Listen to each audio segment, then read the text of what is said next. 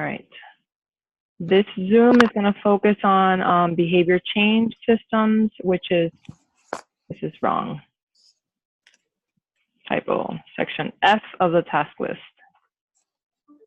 Okay. I am Daymi Pelaez, and I'm going to move on for the disclaimer, which you all should know by memory already, but I'm going to read it anyway. This group was created by and for students pursuing a BCBA, BCBA certification.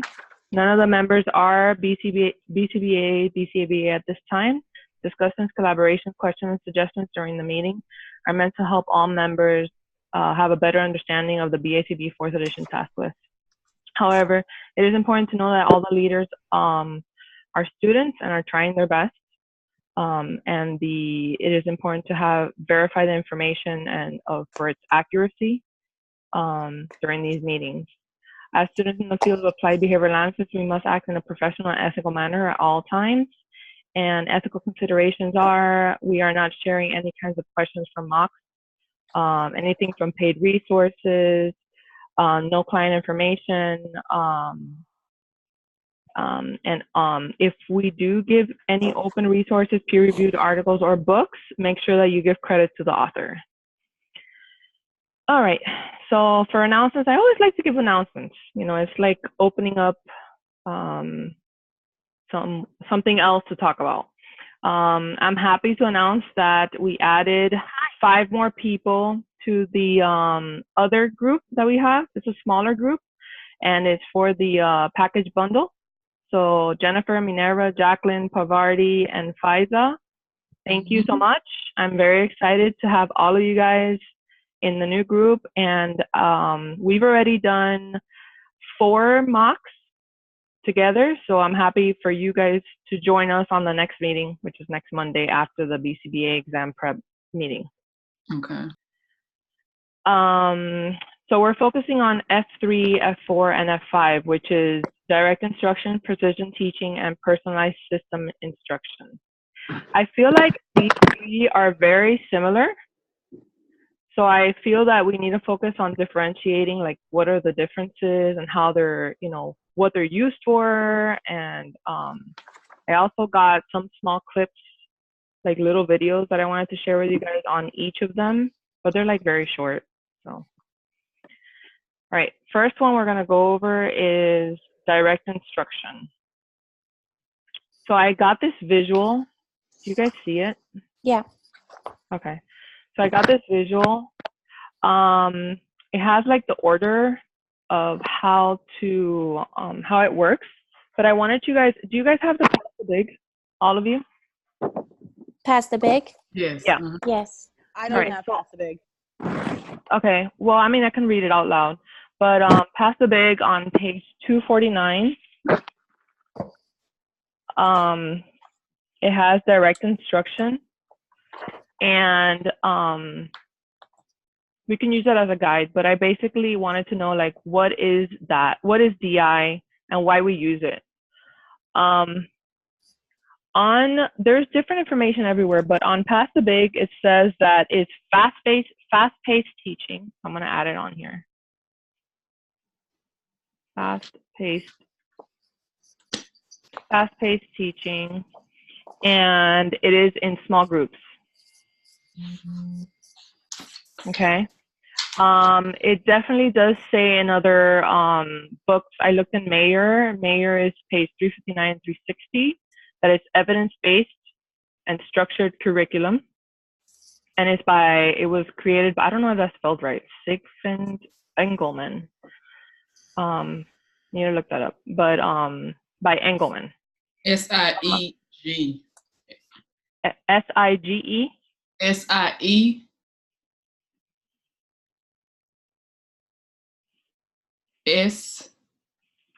S-I-E-G. F-R-I-E-D. Like fried. Mm-hmm. There you go. Thank you. I was in a hurry making this, so I just typed it in. All right, so the next thing, okay, it was created by Engelmann, and it's more towards academic. I think all 3 of these are more towards academics, but it's an effective academic program that can teach any form of academics. So reading, math, comprehension, whatever it is. But the biggest focus is that it's fast-paced and they use it in small groups. So if they use it in a classroom, let's say they have 30 students, and they would break up the classroom and make groups of 5, making groups of 5. And the teacher would use this strategy for the group of 5 and then alternate. Kind of like centers. I think centers is similar to that, where the teacher has the kids rotate, and then she gets a group, and then the other ones do something independently. Does anybody want to add on to that, or? What I saw was this, like what you said, is 6 principles, and I kind of just put them in order how they had to pass the big. Mm-hmm. Yeah, but you have all of them. It's a design curriculum, teaching small groups, fast pace, it's scripted, signal, and to apply specific techniques for correcting and preventing errors. You said specific techniques for what? For correcting and preventing errors.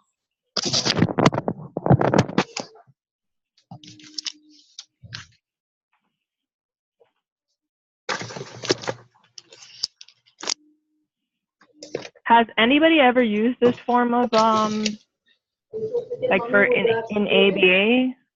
Not for ABA. As a teacher, yes.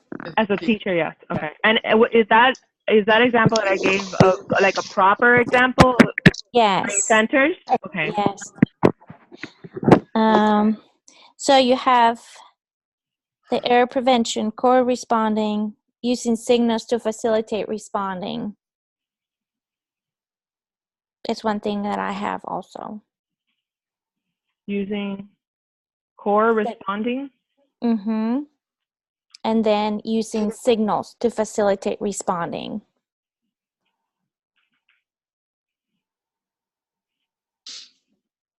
Yeah, like you make the students, like you hold your hand up like you're directing the choir, and they all say the same thing.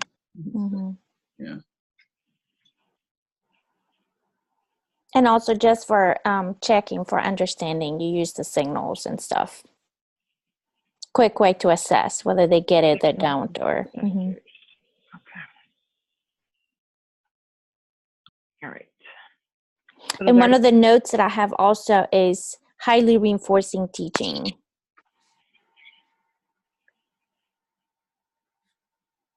I'm gonna make this smaller because there's not enough space.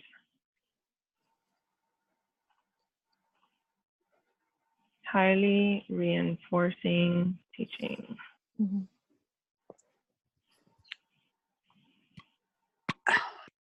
All right. So use direct instruction. Okay, so I found this website and I wanted to share it with you guys. It's called, I don't know if you've ever been to it, anybody has ever been to it, but it's called How to ABA. And it was interesting. I'm gonna highlight it because I think I took it off.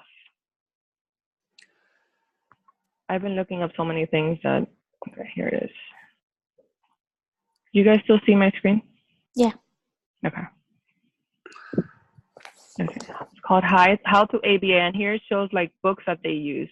This book right here, Teach Your Child to Read in 100 Easy Lessons, I've actually used it for precision teaching. Mm-hmm. And it's a great book. Like, I guess you can use it for many different forms, like for direct instruction. But even for precision teaching, you can use it as well. This one I've never used, but on here, the lady explains like how you can use it for math and how you can use it for comprehension. And I'm gonna put this video really quick so you guys can listen.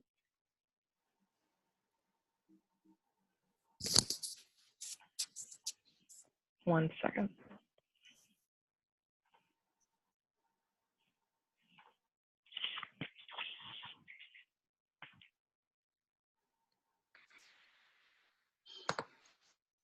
Hi, we're going to talk a little bit about direct instruction, and it is a very popular strategy and curriculum that we use very often with a lot of our kiddos.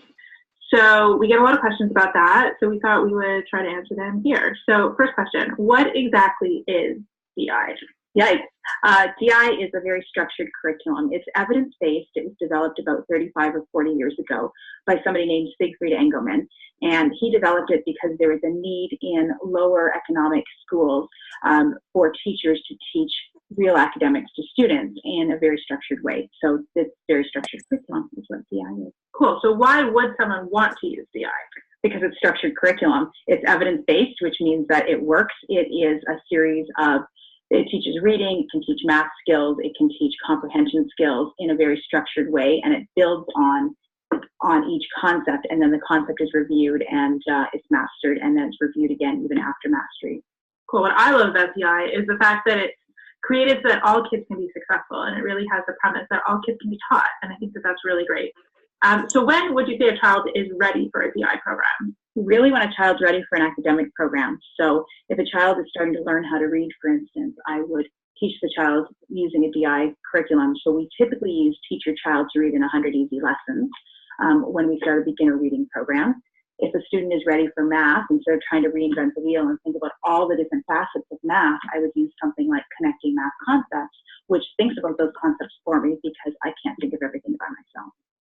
Cool. So then how would you choose which program to use? Well, there's a lot of DI placement tests. So for any curriculum that you want to use, whether it be math or reading or comprehension or writing skills, you go online. You can go online and just Google it. And there's a whole bunch of placement tests online to tell you which curriculum to start with. Cool. So that's all you need to know to get started with DI. And if you have any other questions, you can. All right. So did all of you hear that?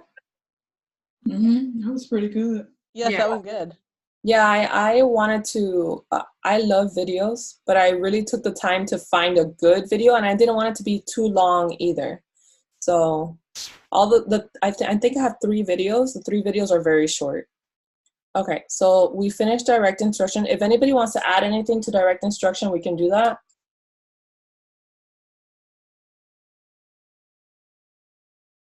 Does anybody have anything they want to add? I don't have anything.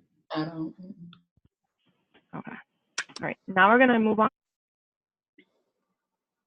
Do we have that? It was scripted. I'm sorry, I wasn't Learning precision teaching right now. So I'm very motivated by it. I know it seems very difficult because at first, when I first saw it, I was very shocked.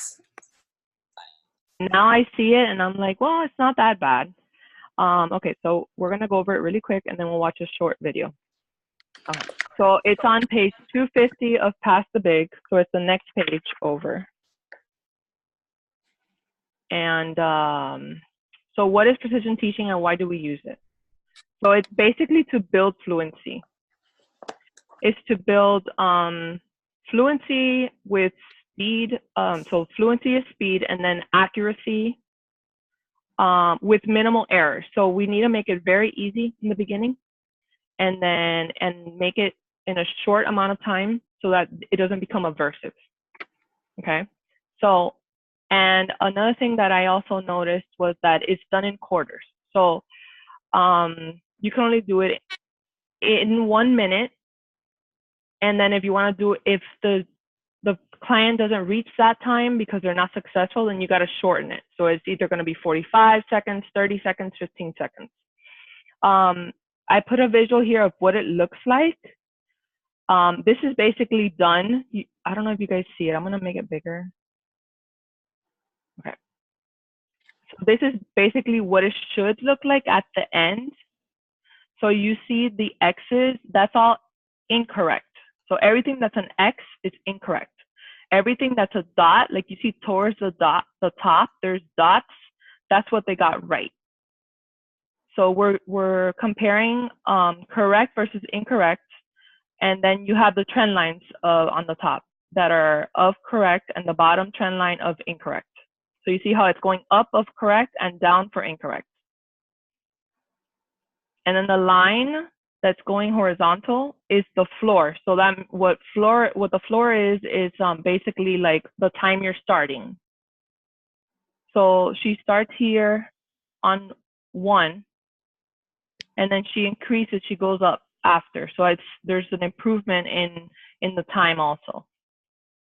So I'm gonna stop sharing my screen now because I wanna show you guys something that I'm doing. It'll probably be easier to explain this way. How do I stop sharing? Go to the bottom part. Select where it says change share or something like that. It's not necessarily stop sharing, but you change. Pause share. Okay, all right. All right, do you guys see me now? I can see your face, but I can also see the PowerPoint. You can see my face and the PowerPoint? Yes, 2 at the same time. I can't see your face or I just see the PowerPoint. It says your screen sharing is paused. How do I do this?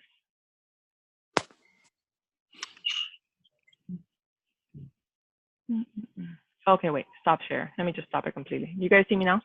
Yep. Yeah. All right. Okay, so I'm gonna show you something I'm using because I'm using my son as the client. So he's my son, so I can show you. Okay, so this is his standard acceleration chart. Do you guys see it? Mm-hmm. It's very tiny over here. See it? Yeah. Okay. So this is basically like for like a total of time. So it can be like 6 months, it could be a year, it can be anything. You see how tiny it is? So that's basically all I did was 4 days. 4 days of data. That's all it is. Okay. The next page, you're gonna see a daily. You see here the 3 dots.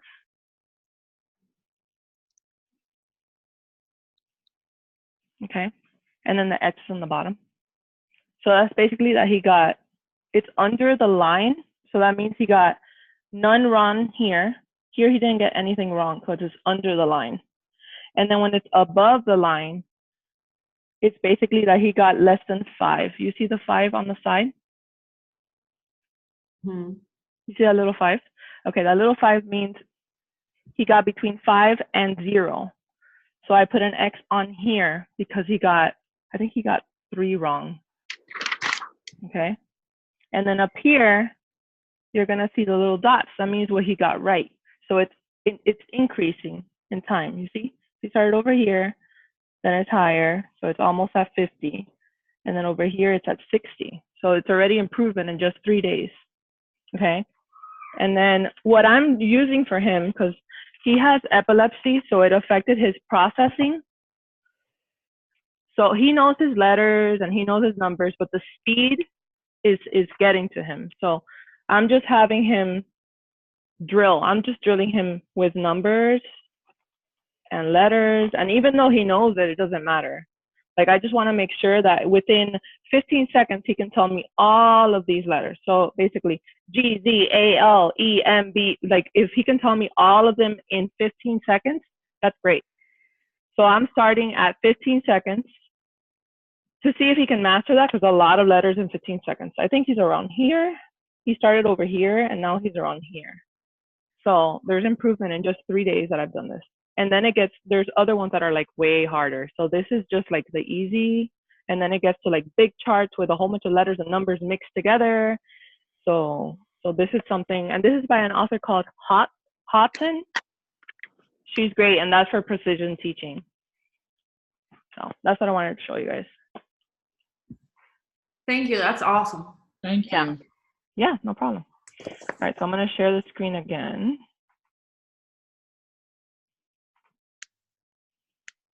All right, you guys see the screen? Hello? Mm-hmm. Okay. Yep, I can see it. I have like a stupid question, but no so question. you said you show in the one that you made for your son, right? You have a line, and then at the bottom you have the X's. You said that those X's meant that he had nothing wrong. Right. So if the X. Why isn't it a dot instead of an X? That's what I don't understand.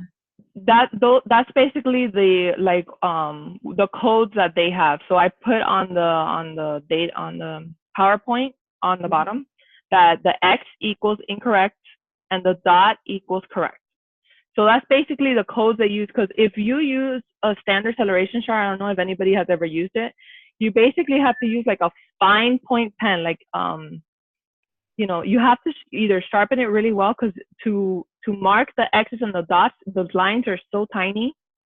So I'm guessing that's why they chose an X, because it's something very small that they can put on there. I really don't know. I don't know why they chose that, but X just means incorrect and dot means correct. So that's all you're comparing, correct and incorrect. So if you have a client that got 15 correct and 10 incorrect, they're going to be very close together. You get me? I see. So you're always scoring the incorrect and the correct. So right. Always. The ones that you got incorrect is an X, and the ones that you got correct is a dot. Right. So for example, the days that my son went under the line for incorrect, he got 15 out of 15. So within 15 seconds, right. Within 15 seconds, he got 15 letters and he got them all correct. But like the next day, I think it was the next day, he got one wrong. And it was because he confused the Q with the P. So instead of saying P, he said Q. So he got one wrong out of 15. Okay, because so it was, you're supposed to see them go farther and farther apart, right? Right. Farther and farther apart. If the X stays under the line, that's great. But the amount has to continue to increase within a larger amount of numbers or whatever. So next time I do it with him, I don't want him to get 15. I want him to get 17. So I want him to get 17 out of 17. And then I'll increase it. If he reaches that goal, then I'll increase it to 19 out of 19. And then the same. So as he reaches his mastery, then I increase the amount. So like his baseline was 10. What's the name of this graph again? Is the standard acceleration one? Yeah, this is standard acceleration. Yeah. Oh. Yeah. Thank you. Yeah, no problem. Yeah, so you basically get baseline, and then you just increase gradually through time. Usually, depending on the client, you increase by 2. But if it's a client that's low functioning and can't reach that goal, then you just increase by 1.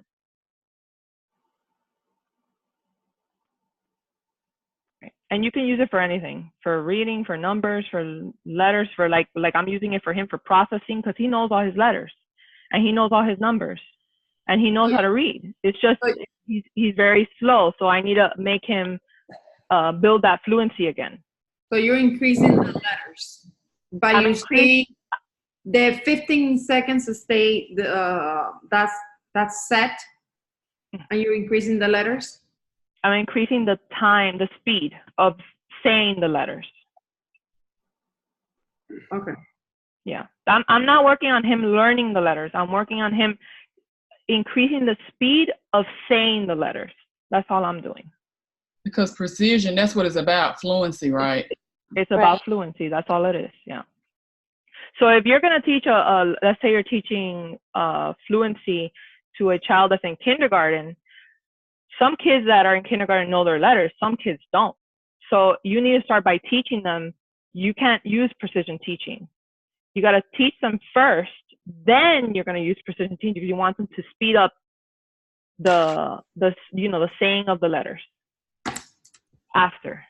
But first you're going to teach them the actual letters by using errorless teaching, using something else, but not this. This is after it's in their repertoire, then you use precision teaching to speed it up. So only for fluency. It's only for fluency. Got it. So it's great for math facts. It's great for math facts. Multiplication, something. Multiplication, addition, subtraction. You know, some people think that it's silly, because most people that know addition and subtraction, they start with 0 and 1.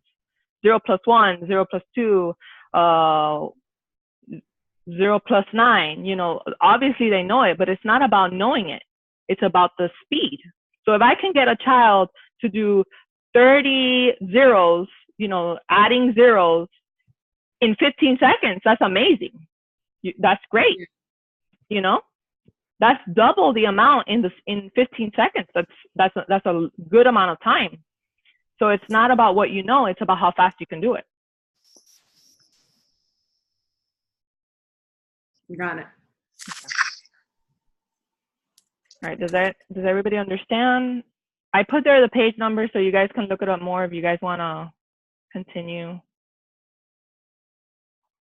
You good? Yes. All right. Yes. All right, so I have here, okay. So this website, I wanted to show, I actually have it open. I want you guys, if you can and have time, I'm sure you guys will make time, but it's a website called Precision Teaching University, and I stand by this because it has, for my older son that's on the spectrum, it has helped his writing skills so much, and I believe in precision teaching. Like, it's a godsend for me. I sometimes I can't even believe how much has improved his writing. But this website, if you go to it, a lot of the webinars that they have and like any of the resources they have are free, and they're so good. So it's precisionteachinguniversity.com, and then you go here where it says online courses, I think it says.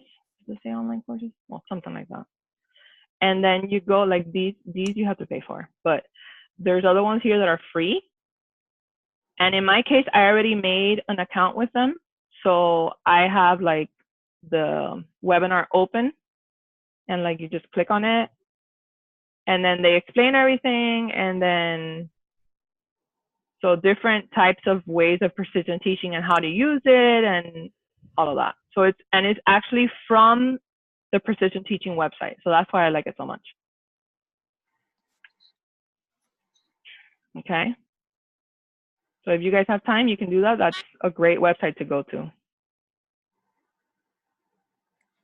Does anybody have any questions about that? No, thanks for sharing all these great resources. I'm taking notes. Yeah, no problem. And it's recorded, so you can go back if you need to. Okay, the next thing is from the Daily BA, and I really like this video. It was fun to watch because it's she's gonna give information about precision teaching in 1 minute. So it's nice. I like it. All right, do you guys see it? Yes. Okay.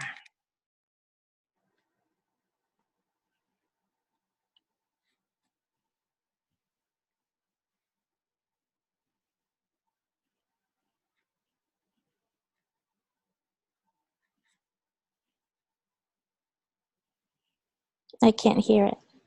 Oh,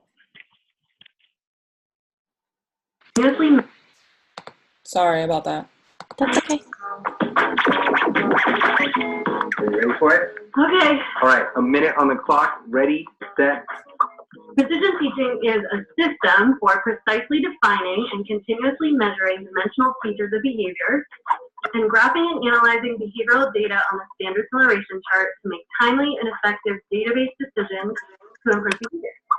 All right, awesome. Technical definition, check. We've got it. We're ready to go. But what are some of those critical features? How do I know if I'm really doing precision teaching? Okay, critical features. So you have to have dimensional measurement of behavior. You have to have continuous observation of behavior. Then the next two that I think are the most important are using the standard acceleration chart and using it to make database decisions.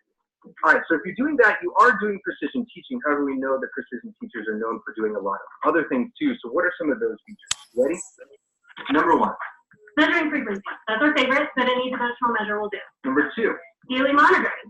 Do daily if you can. If you can't, you're still a behavior analyst, still a precision teacher. Number three. Self-monitoring. Cool intervention, not necessarily precision teaching. Number four. Repeated practice. Also something that's awesome. And number five. Frequency building, fluency-based instruction. Awesome, awesome, awesome. Do it.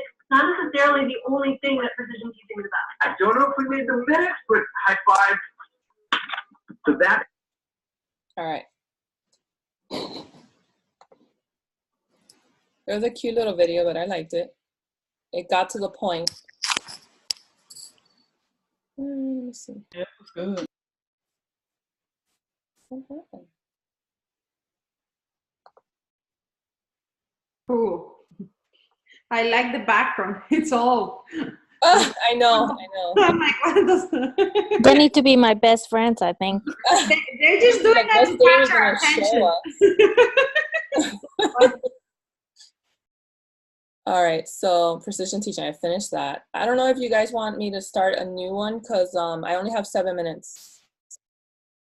Should I start another one? It's up to you, sure. Yeah, because I don't think I can go over everything. All right, I'll stop. And, all right, I'll send it through the chat. Okay.